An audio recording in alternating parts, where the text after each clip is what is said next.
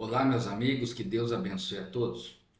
Vamos então dar continuidade à análise que estamos fazendo lá do Evangelho segundo o Espiritismo. Lembrando que estamos no canal Palavra Amiga Espírita e eu sou o Rogério. Vamos iniciar hoje o capítulo 28 do Evangelho segundo o Espiritismo, cujo título é Muitos os chamados e poucos escolhidos. Vários itens de análise farão parte do nosso estudo a partir de agora deste capítulo. O primeiro dele é Parábola do Festim de Núpcias. Eu lembro os amigos que eu tenho também neste canal um trabalho que eu fiz anteriormente a respeito de cada parábola, onde eu fiz alguma análise, uma exposição em relação a todas as parábolas que são as mais conhecidas, e lá nós falamos bastante na oportunidade que abordamos a parábola do festim de núpcias.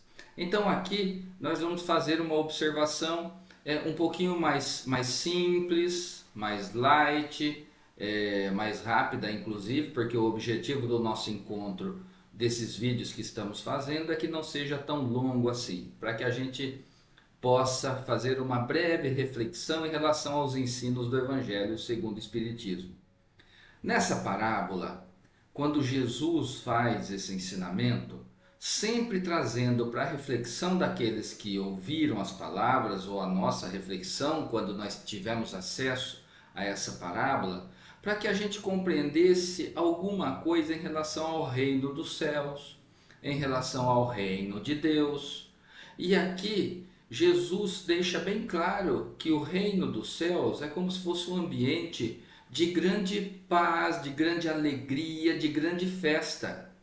Compreendemos isso que realmente será um estado de espírito que nós nos encontraremos na vida futura, após passarmos por todas as situações de superação necessária, de refazimento dos erros cometidos no passado de uma maneira melhor, com grande aprendizagem.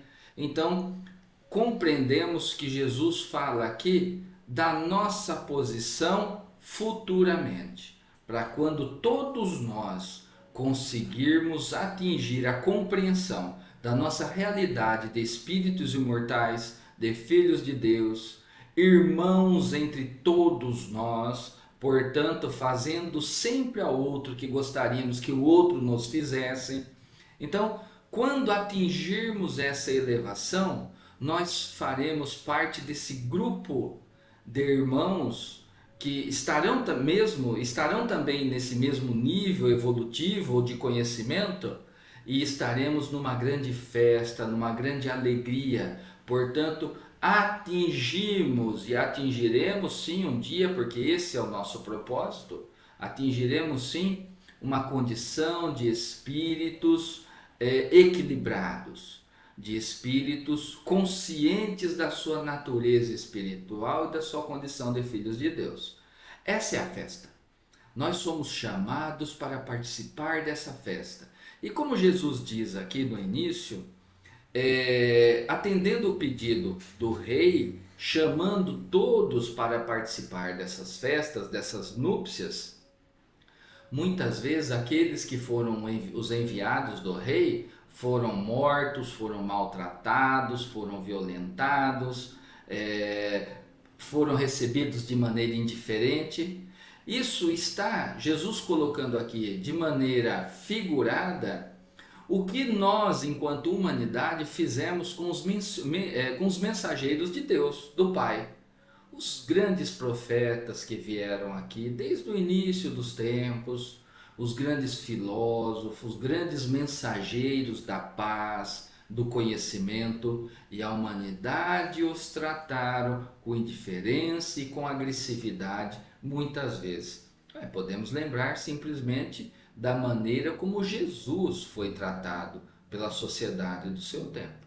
É assim, Jesus, através dessa parábola, traz essas figuras de linguagem para que a gente compreenda de uma maneira simples, através de uma historinha, uma grande realidade que nós fazemos parte.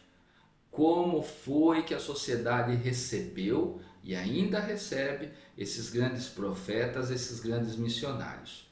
E lá também, próximo ao final, tem uma passagem muito interessante aqui, quando lá na festa, quando todos os outros foram convidados para participar da festa, aqui o rei entra e chama a atenção dele que tem um convidado que não está devidamente trajado para participar daquelas festas de núpcias.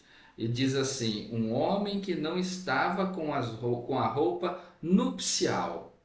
Ora, o que significa isso? Se ele mandou chamar todo mundo, não só aqueles primeiros convidados, mas todos os outros que eram encontrados pelos seus mensageiros, por que que ele se atentou a um convidado que não estava devidamente trajado? Ora, aí existe um valioso ensinamento e que muitas vezes nós passamos por cima, que a gente não percebe o seu significado. Mas ali quer dizer o seguinte, que todos nós que somos chamados a esse despertamento, somos chamados a participar dessa grande festa com o Criador e os espíritos superiores, nós precisamos estar devidamente trajados. Devidamente trajado significa estar reconhecendo que está em aprendizado, reconhecendo das obrigações que nós temos que fazer e que cumprir para estarmos aptos a participarmos dessa grande festa. Porque para estar presente numa festa de núpcias, nós precisamos estar devidamente trajados, não podemos ir de qualquer jeito. E também para participarmos dessa grande festa no reino de Deus, nós precisamos estar qualificados, preparados, termos passado por grandes situações, por provas, por expiações, e assim estarmos aptos a estarmos nessa festa, a estarmos nesse ambiente de confraternização e de alegria. Então, estar trajado adequadamente com roupas nupciais para festas de núpcias significa isso. Significa que nós precisamos nos preparar. Preparar para essa condição. Essa preparação é contínua. O Espiritismo deixa bem claro esse ensinamento, que nós precisamos assimilar os ensinamentos do Cristo, compreendendo todas as leis do Criador, e nos esforçarmos para pautar a nossa conduta, os nossos pensamentos, nossos atos, de acordo com a vontade do Pai, por intermédio do cumprimento das suas leis. E Jesus veio nos ensinar como fazer isso. Isso é estar trajado, isso é estar com as roupas nupciais para participarmos dessa grande festa que nos espera, que nós somos convidados, constantemente convidados. Nós estamos sendo convidados pelo Criador a nossa renovação íntima constantemente. O problema é que muitas vezes nós queremos dar mais atenção para as coisas aqui, as felicidades passageiras desse mundo, e nós não conseguimos enxergar a grandeza da oportunidade que está à nossa frente. A oportunidade da renovação íntima, a oportunidade do entendimento das leis do Pai, de cumprir os ensinamentos de Jesus. Então nós também somos chamados, mas precisamos vestir as roupas nupciais para participar dessa grande festa. Mas tem uma consequência. Para aquele que insiste em não vestir essa roupa, para aquele que insiste em permanecer ainda na ignorância, permanecer ainda com maus comportamentos, na impaciência, na agressividade, dando vazão ao egoísmo, à vaidade que ainda impera, está presente em muitos de nós. Então muitos insistem em não se esforçarem em buscar vestir as roupas nupciais para estar adequadamente trajado nessa grande festa que o Pai nos convida. Mas tem uma consequência então. E aqui, na sequência do ensinamento de Jesus, mostra qual é essa consequência, ou seja, atai-lhe as mãos e os pés, e lançai-o nas trevas exteriores.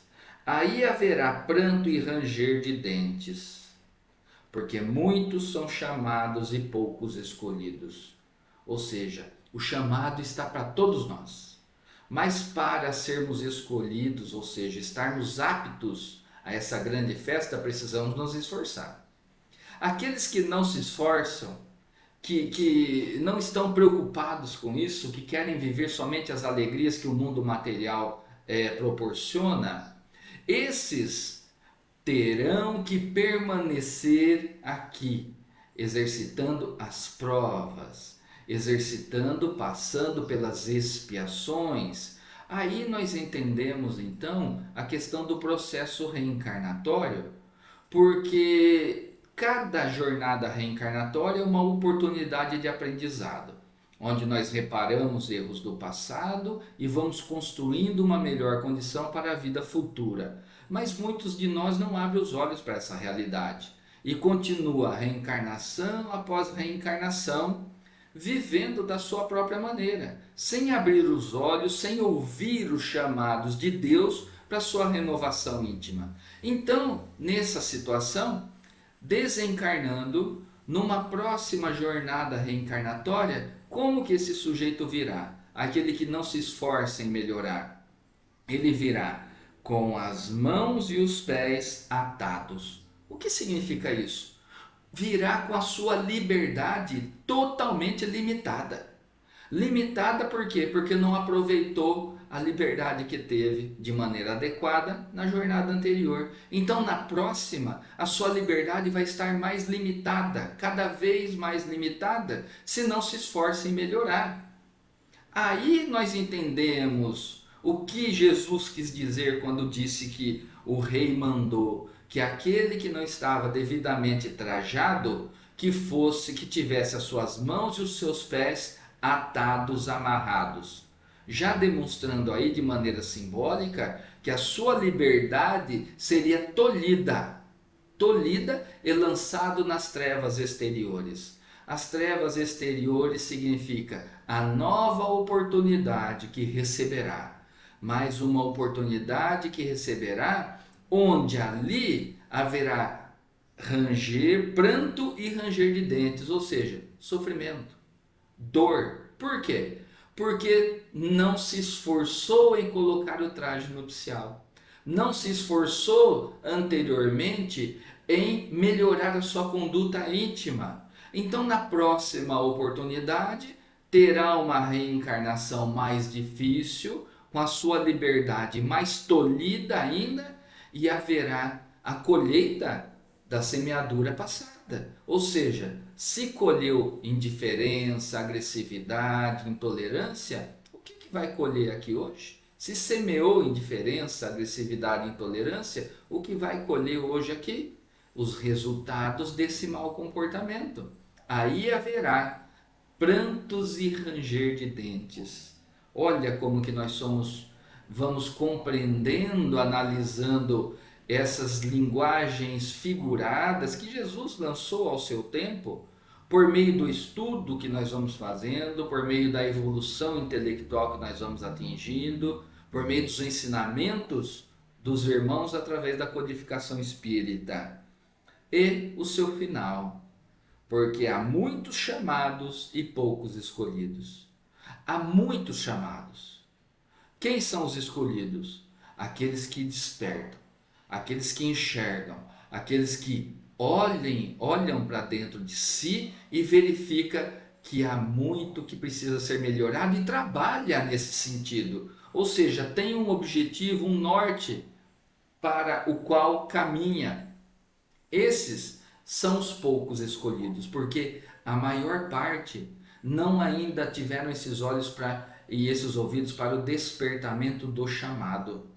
Então voltam no ciclo, mantém aquele ciclo reencarnatório de novamente retornar à necessidade de uma vida difícil, uma vida material sofrida, difícil, limitada. Por quê? Porque não aprendeu na experiência anterior. Nós somos chamados a isso. Agora é o momento do nosso despertamento para essa realidade. Que possamos observar essas coisas que são ensinadas no Evangelho de Jesus. Que nós possamos enxergar de maneira mais profunda esses ensinamentos, essas histórias, essas parábolas. E que tenhamos assim condições e meios para transformar a nossa intimidade, melhorando a nossa conduta moral, melhorando os nossos sentimentos bons, que são as nossas virtudes, e assim ir diminuindo as nossas paixões cada vez mais, porque quando aumentamos a nossa melhoria das nossas virtudes, ampliando a nossa conduta moral, naturalmente vamos diminuindo as nossas paixões. A partir do instante em que vamos ampliando a nossa humildade, percepção das coisas, nós vamos diminuindo o nosso orgulho e o nosso egoísmo. Essa é a nossa jornada. Esse é o nosso desafio. Mais uma vez, estamos sendo chamados a essa percepção. Que possamos abrir os nossos olhos e enxergar com mais carinho esses ensinamentos e ouvir o chamado que a todo tempo nos convida para a nossa renovação íntima, para que possamos participar da grande festa junto de nosso Pai. Meus amigos, agradeço muito a mais esta oportunidade. Vamos à oração de encerramento? Mestre Jesus, nos abençoe e nos fortaleça sempre. Que tenhamos condições de observar e compreender os ensinamentos de nosso Mestre Jesus e que assim tenhamos também condições e coragem para mudar aqueles maus sentimentos que ainda habitam em nossa intimidade e assim nos prepararmos gradativamente, aos poucos, para estarmos aptos, devidamente trajados, para participarmos da grande festa junto do seio do nosso Pai. Assim seja. Meus irmãos, até o próximo encontro. Tchau, tchau.